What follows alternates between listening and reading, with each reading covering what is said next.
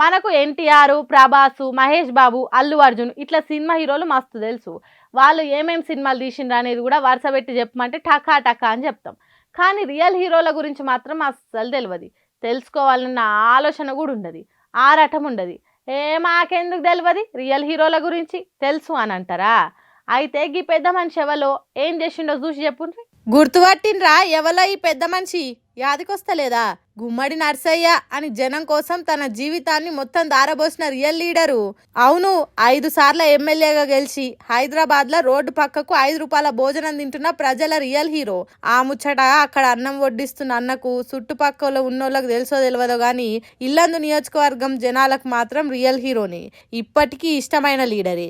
గుమ్మడి నర్సన్నను గొప్ప మనిషి, real hero అని ఎందుకంటారంటే ఆర్భాటాలకు పోకుండా అందరి లెక్కనే ఇగో గిట్లా అన్నం తింటాడు కాబట్టి. నాయకుడు జనం నుండి జనం తీరే బతకాలనని సామాన్యులు తినే తిండే తింటున్నాడు కాబట్టి. బాస్మతి బగార బువ్వ కంటే కష్టజీవులు తినే ఈ 5 రూపాయల అన్నంలోనే ఆనందం ఉంటదని నమ్మిండు కాబట్టి.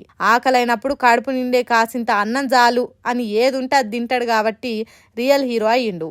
చూడుండ్రి, హైదరాబాద్ జిహెచ్ఎంసీ వాళ్ళు పెట్టిన అన్నం ఎంత ఇష్టంగా తింటున్నాడో. పంచభక్ష పరమాణాలు ముందటున్నా తినలేకపోయే పెద్ద పెద్ద లీడర్ల కంటే గుమ్మడి నర్సన్న తింటున్న ఈ తిండే గొప్పది అనిపిస్తున్నది కదా. ఇంత సింపుల్గా ఉంటాడు కాబట్టే రియల్ హీరో అయ్యిండు.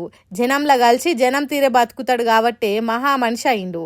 ఒక్కసారే ఎమ్మెల్యే అయితేనే కార్లు, బంగ్లాలు, భూములు, జాగలు 3-4 తరాలు కూసొని తిన్న తరగనంత ఆస్తులు సంపాదించుకునే రోజులల్లా ఈ పెద్ద మనిషి ఇట్లున్నాడంటే ప్రజల రియల్ హీరో అనకుంటే ఏమంటారు చెప్పుండ్రి?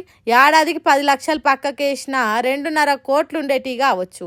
కానీ నమ్మకం కొద్ది ఓట్లేసి గెలిపించిన ప్రజలకు సేవ చేసేటానికి ₹1 కూడా ముట్టకుండా సేవ చేసి ఇగో గిట్లున్నాడు ఇప్పుడు.